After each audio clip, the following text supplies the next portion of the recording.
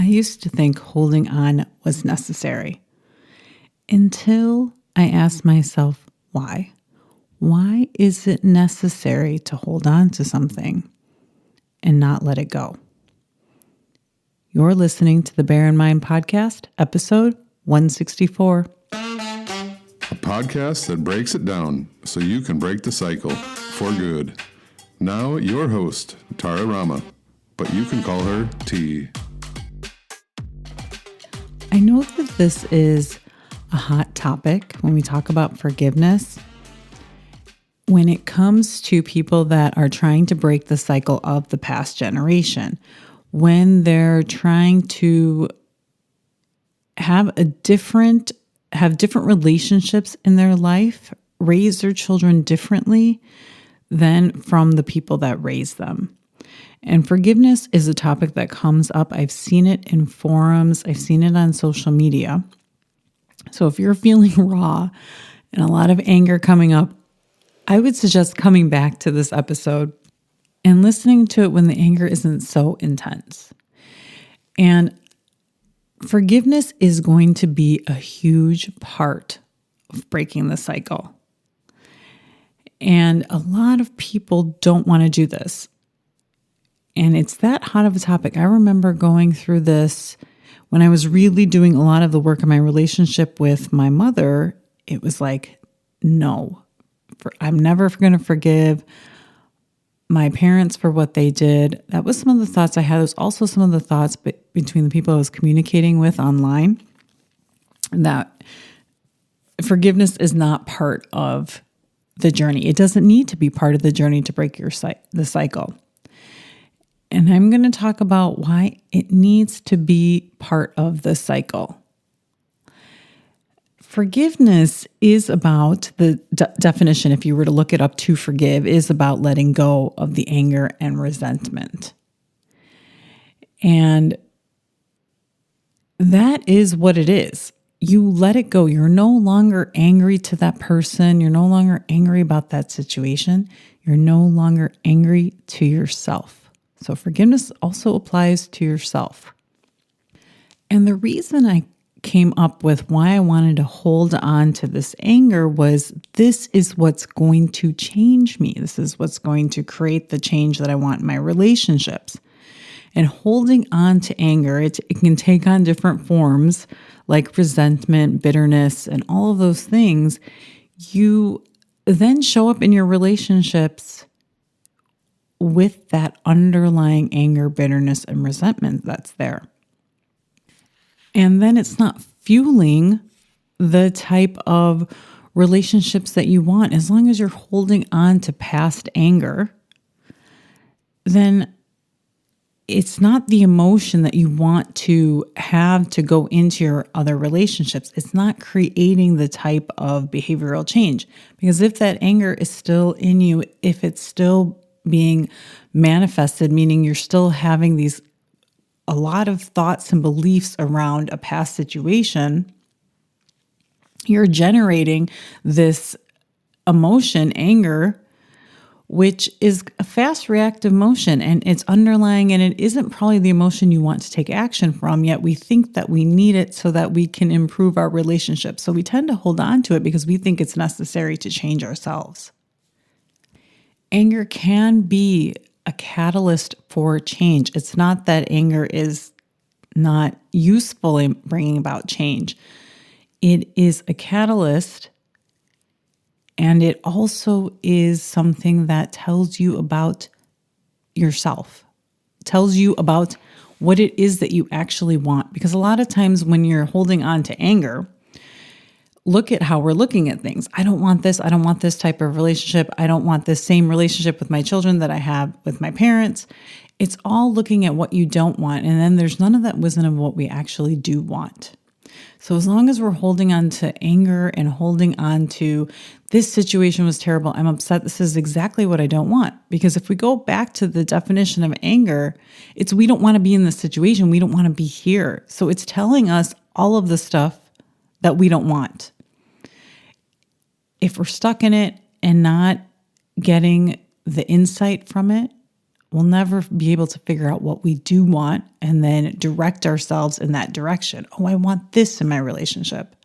Yeah, maybe I don't want yelling, but instead I want to do this in my relationship. And this is a big part of when you go to stop a behavior. Part of what I help people do and what my coach helped me do is, yes, you stop the behavior and then you open up all of that to what is it that you do want to do in your relationships. So stopping the yelling comes from understanding your anger, stopping whatever behavior it is that you're taking from anger. And then it's shifting to what it is you want. I don't work with people to say, this is what you should do, because that avenue of what people want is so broad. So many people want different things. So many people want to navigate their relationships differently. So many people want to raise their children differently. Yes, they want to stop yelling, but they want to address this discipline, this concern in a different way that doesn't involve yelling. So when we hold on to anger and not forgive, all we're doing is holding on to what we don't want, and then we don't even know what it is that we do want. And when we hold on to it, the other person that we haven't forgiven is not being punished by this.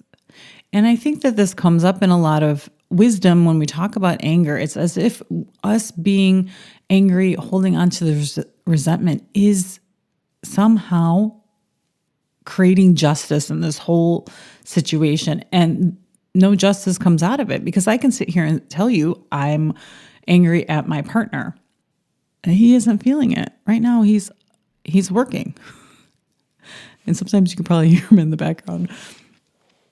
But he's not feeling it when I'm angry about him not having cleaned up and picked up the area yesterday evening. He's continuing about his day.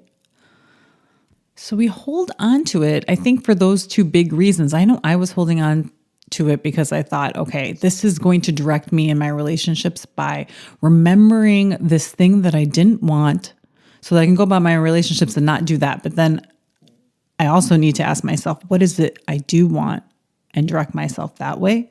And then also the other reason was we think that by holding on to it, we're somehow, I don't want to say punishing, but we're somehow policing, or not even, no, that's not the right word. But we're somehow guiding that other person to the right behavior, and they're not even feeling it. So in essence, holding on to that anger is not doing any of the things that you actually want it to do. It's not even serving you, and it's not necessary. When it comes to breaking the cycle, I noticed that when you look at whatever cycle, whatever other relationships you want to change, when you look at your past relationships, I want to ask you this. Look at how anger was handled, because that is a really important emotion in understanding yourself. And I would say the first emotion in understanding your relationships. I always say anger is going to change your relationships.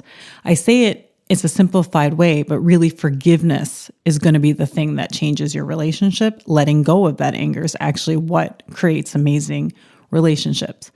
When you look at the cycle, when you look at the past, whatever it is you're trying to let go, it could even be a friend, it could be a colleague, it could be a former manager.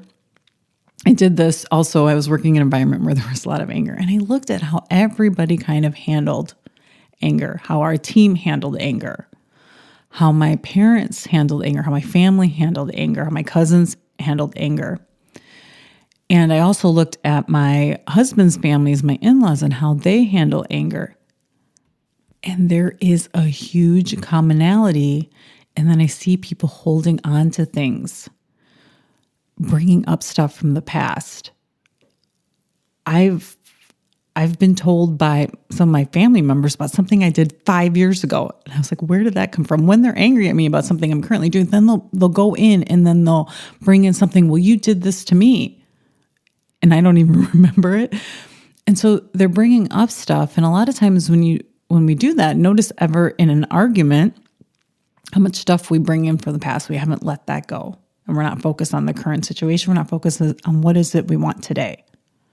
And forgiveness, when you let it go, you're letting go of that cycle. You're letting go of those behaviors that you don't want. You're saying goodbye to them and saying, you're letting that go, but then you're saying yes to how do I want to show up in my relationships, which is so much more powerful if you really think about it.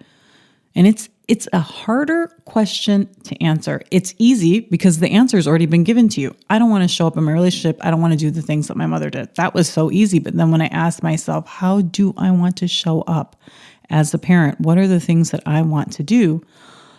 Yes, there's a whole broad spectrum, and I need to find out that answer.